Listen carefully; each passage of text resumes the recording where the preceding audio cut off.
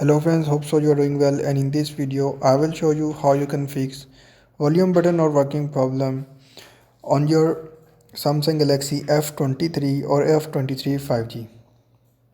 First of all, just do subscribe to Innova's channel for more latest videos.